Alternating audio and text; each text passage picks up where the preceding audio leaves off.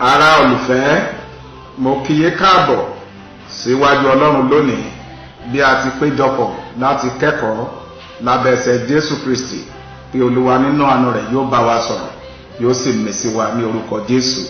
Èmi ni àlùfáà àti ọ̀mọ̀wé Bámidélé Ọlásùpọ̀ Oyègòkè, olùṣọ́ àgùntàn ìjọ Mushin Baptist Church Lagos.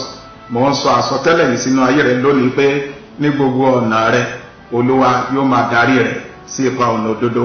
Olúwa yóò bẹ̀ ọ́ wò, Olúwa yóò gbé ọ ga, Olúwa yóò ràn ọ́ lọ́wọ́, Olúwa yóò ṣẹ́gun fún ọ, Olúwa yóò pèsè fún àìní rẹ, Olúwa yóò máa tọ́ ìṣiṣẹ́ rẹ. Ìwọ ò ní fi ẹsẹ̀ kọ.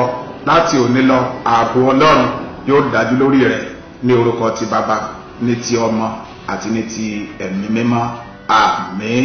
Jẹ́ ká tẹríba ká gbàdúrà. Ọlọ́run ayérayé, a gbé ọ ga nítorí pé ìwọ ni ọ̀rọ̀. A kọ wípé ní àti àtìkọ́ṣe ni ọ̀rọ̀ wà, ọ̀rọ̀ sì wà pẹ̀lú Ọlọ́run, Ọlọ́run sì ni ọ̀rọ̀ náà. Ọ̀rọ̀ náà sì di ara, ó sì ń bá wa gbé. Ó ń fi ògo ọmọ bíbí kan ṣoṣo hàn, ètò kún fún oore ọ̀fẹ́ àti òtítọ́. Bàbá, gba ọpẹ́ wa bí a ti rán ọ̀rọ̀ rẹ jáde. Ẹ̀mí Mímọ́ lórúkọ Jésù jẹ́ kó ṣiṣẹ́ ìgbàlà, jẹ́ kó ṣiṣẹ́ ìwòsàn, kó ṣiṣẹ́ ìdáǹdè. Gbogbo etí tí ó gbọ́ ọ̀rọ̀ yìí lórúkọ Jésù ẹ ó yí, ẹ ó sì di alábùkún fún. Bẹ́ẹ̀ ni yóò rí ní orúkọ Jésù Kristi Olúwa wa. Àmín. Bíbélì tí a ó kà ó wà nínú ìwé Àìsáyà orí 53 ẹsẹ̀ 1 sí 5. Àìsáyà orí 53 ẹsẹ̀ 1 sí 5. Akẹ́gàn rẹ̀ a sì kọ̀ ọ́ lọ́dọ̀ àwọn ènìyàn, ẹni ìkáàánú tí ó mọ ìbànújẹ́. Ó sì dàbí ẹni pé a mú kí a pa ojú wa mọ́ kúrò lára rẹ̀. Akẹ́gàn rẹ̀ ara kò sì kà á sí.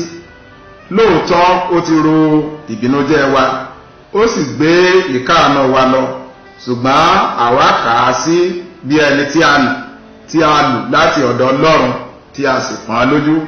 Ṣùgbọ́n a sá ní ọgbẹ́ nítorí ìrékọjá wa, a pa ní ara nítorí àìṣedéédé wa.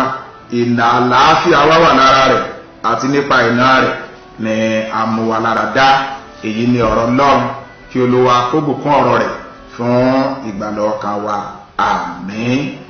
Lónìí orí ọ̀rọ̀ tí à ń gbé yẹ̀wò òun ni nípa ìnà rẹ̀, nípa ìnà rẹ̀, nípa ìnà Jésù Kristi Olúwa la mú wa ní ara dá. Ikú Jésù Kristi ní orí igi àgbélébú ó jẹ́ èyí tí ó tayọ, èyí tí a kò lè fi ọwọ́ rọ́ sẹ́yìn, èyí tí ẹnikẹ́ni kò lè kẹ́gàn rẹ̀, nítorí pé ikú rẹ̀ ó ṣe pàtàkì sí àwọn ọmọlẹ́yìn Kristi, ó sì jẹ́ èyí tó ní ìtumọ̀ nínú ìrìn àjò ìgbàgbọ́ wa. Nínú ìwé wòlíì Àìsáyà orí 53 ọ̀rọ̀ Ọlọ́run yìí ó ń sọ fún wa nípa Jésù Kristi, ẹni tí ó jìyà tí ó sì kú lórí igi àgbélébú fún ẹ̀ṣẹ̀ aráyé. Àìsáyà orí 53 yìí ó ń sọ fún wa nípa ọkùnrin oníròbìnújẹ́, ó ń sọ fún wa nípa ìránṣẹ́ èyí tí ó jìyà.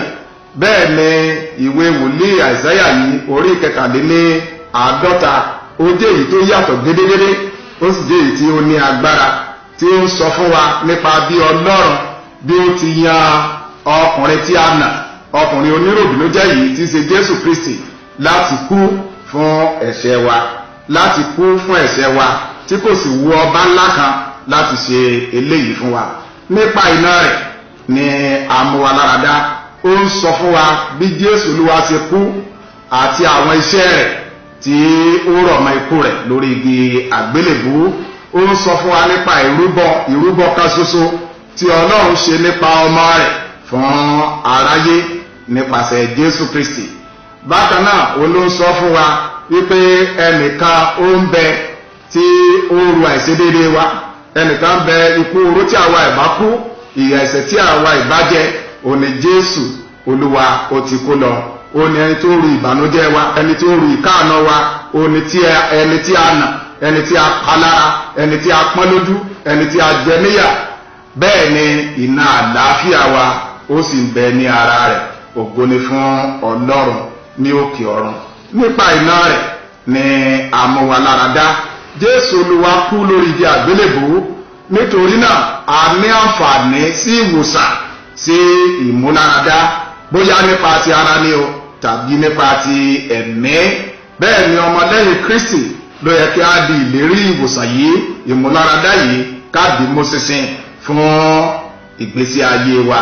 Nínú ọ̀rọ̀ Ọlọ́run tí a ti kà, ìwé wòlíì Àìsáyà orí 53 ó ń sọ fún wa nípa ọkùnrin tó jìyà, ẹni tí a pọ́n lójú, tí a jẹ níyà nítorí àìṣedéédéé tiwa, tí ó sì jẹ́ pé nípa iná rẹ̀ lórí igi àgbélébùú ni a fi mú wa lára dá.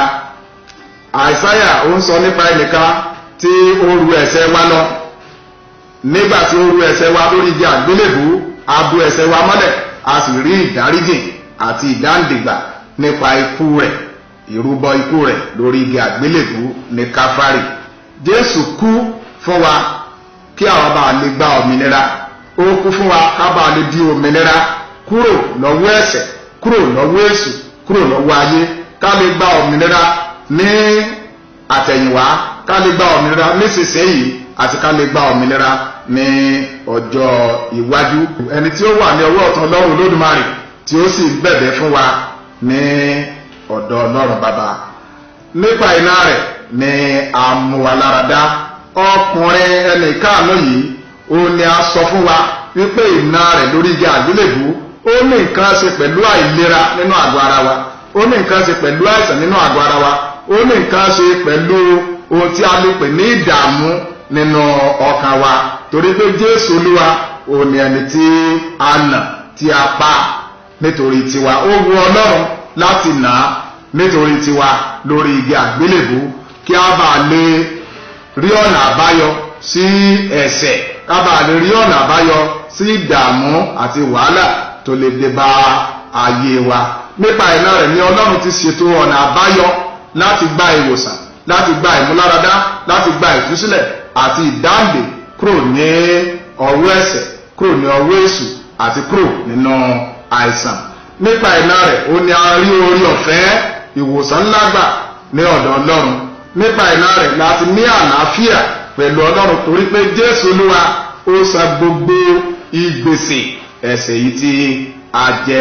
Nínú ìwé Kọ́ríńtì kejì orí 11 ẹsẹ̀ 24, níbẹ̀ ni Paul ti sọ wípé wọ́n nà ó ní ẹgba èyí tí ó jẹ́ 140 irú ẹgba yìí náà ni olùgbàlà jẹ. Olùgbàlà ti jẹ́ ṣáájú ti Paul. Tí a bá ka ìwé ìrere ti Mátíù orí 26 ẹsẹ̀ 17 àti ìwé ìrere Lúùkù orí 22 ẹsẹ̀ 63 bí 45, a rí níbẹ̀ bí a ti nà á, tí a pọ́n lójú, tí a jẹ́ níyà, tí a tutọ́ sí lára, tí a gún ní ọ̀kọ̀ ní ẹ̀gbẹ́, a kọ̀ sílẹ̀, a sọ di ẹni tí a sátì, bẹ́ẹ̀ ni ó sì ru àìlera wa. Ó wu Ọlọ́run fúnra ara rẹ̀ láti nà á nítorí tìrẹ, nítorí tèmi. Ìbéèrè tó lè wá sí ọkàn wa ni pé ọ̀nà wo ni a fi lè sọ pé a rí ìwòsàn gbà nípasẹ̀ nínà rẹ̀, a rí ìwòsàn gbà nípasẹ̀ nínà rẹ̀, nítorí pé nínú ara, ọkàn àti ẹ̀mí wa à ń ṣàìsàn nítorí ẹ̀ṣẹ̀ èyí tí kò sí ọ̀nà àbáyọ fún bí kò sí nípasẹ̀ Jésù Kristi. À ń ṣàìsàn nínú ara wa nítorí pé ara wa ti díbàjẹ́ nípa ẹ̀ṣẹ̀. Àwọn ọ̀nà tí a lè gbà fi mọ̀ wípé a ní àìlera nínú ẹ̀mí wa, nínú ara wa, tí a fi ń ṣàìsàn, òun ni ìbànújẹ́, òun ni ìṣòro, òun ni wàhálà àti àwọn nǹkan tí ò dára èyí tí ó wà nínú ayé wa. Bẹ́ẹ̀ ni Kristi Jésù ó gbà wá lọ́wọ́ ẹ̀ṣẹ̀ èyí tí ó mú wa lọ sí ọ̀run ègbé. Ará olùfẹ́, nígbà tí èèyàn bá ṣe lòdì sí òfin Ọlọ́run, dandan ni fún irú ẹni bẹ́ẹ̀ pé kó jìyà. Dandan ni pé kí irú ẹni bẹ́ẹ̀ kó gba ìdájọ́ tí àwa ìbá gbà, òun ni Jésù Olúwa gbà lórí igi àgbélébùú, torí pé ẹlẹ́ṣẹ̀ kan kò ní lọ láì jìyà. A rí àlàáfíà gbà nípa ikú rẹ̀ lórí igi àgbélébùú àti nípa iná rẹ̀. A nà á nítorí tiwa, a sá lọ́gbẹ́, a pọ́n lójú, a jẹ́ níyà nítorí kí àwa kó lè wà ní àlàáfíà, kí àwa kó lè di òmìnira. Ohun tí Ọlọ́run retí lọ́dọ̀ wa ni pé ká fi ìgbàgbọ́ gba àwọn iṣẹ́ rẹ̀ èyí tó ṣe ní orí òkè Káfárì. akọ́ wípé nípa iná rẹ̀ la mú wa ní ara dá. Títí di òní òun ni Ọlọ́run ṣiṣẹ́ ìwòsàn nínú ayé àwọn ọmọ rẹ̀ àti àwọn tó gbà á gbọ́. Ó ṣiṣẹ́ ìwòsàn nípa agbára ọ̀rọ̀ rẹ̀. Akọ́ wípé ó rán ọ̀rọ̀ rẹ̀ ó sì mú wọn lára dá, ó sì gbà wọ́n kúrò nínú ìparun wọn. Jésù Olúwa náà ń ṣiṣẹ́ ìwòsàn títí di òní nípa orúkọ rẹ̀. Akọ́ wípé orúkọ Olúwa ilé ìṣọ́ agbára ni, olódodo sá wọnú rẹ̀ ó sì yè.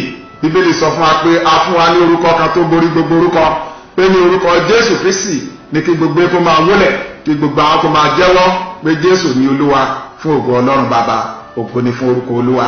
Láti òní lọ nípa agbára ẹ̀jẹ̀ rẹ̀ a rí ìwòsàn gbà, torí a kọ́ wípé nígbà tí èmi bá rí ẹ̀jẹ̀ ọ̀dọ́ àgùntàn áńgẹ́lì apanirun yóò rè wá kọjá. Bíbélì sọ fún wa pé a ṣẹ́gun dírágónì náà nípa ẹ̀jẹ̀ ọ̀dọ́ àgùntàn àti nípa ọ̀rọ̀ ẹ̀rí ẹnu wa.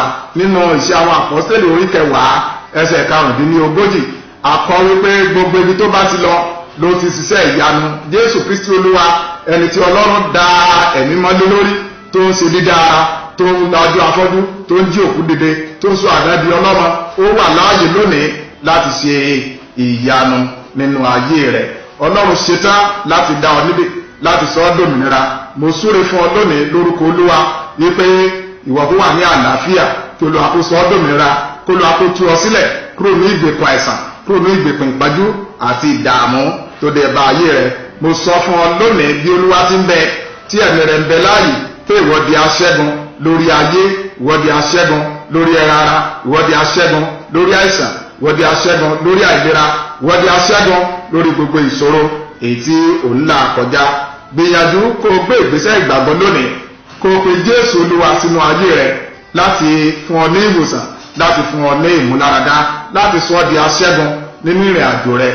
Yóò sì dára fún ọ, bẹ́ẹ̀ ni yóò rí, ní orúkọ Jésù Kristi Olúwa wa. Àmín. Tẹríba, jẹ́ ká gbàdúrà. Ọlọ́run alágbára, bàbá ayérayé, ọmọ aládé àlàáfíà, lónìí tú agbára ìdáǹdè, ìwòsàn àti ìmúláradá sílẹ̀ sórí ilé ayé wa, sórí orílẹ̀-èdè wa, sí ara àwọn èèyàn wọ̀nyí. Gbogbo ẹni tó ń gbọ́rọ̀ yìí lónìí, lórúkọ Jésù ti Násárẹ́tì, ó yá gba ìtúsílẹ̀, gba ìdáǹdè, gba òmìnira. Olúwa wò ọ́ sàn, Olúwa mú ọ láradá. Gbogbo tó jẹ́ ìnira lónìí kó dópin nínú ayé rẹ. Máa lọ ní àlàáfíà, máa lọ má dẹ́ṣẹ̀ mọ́. Bẹ́ẹ̀ ni yóò rí, ní orúkọ Jésù Kristi Olúwa wa. Àmín.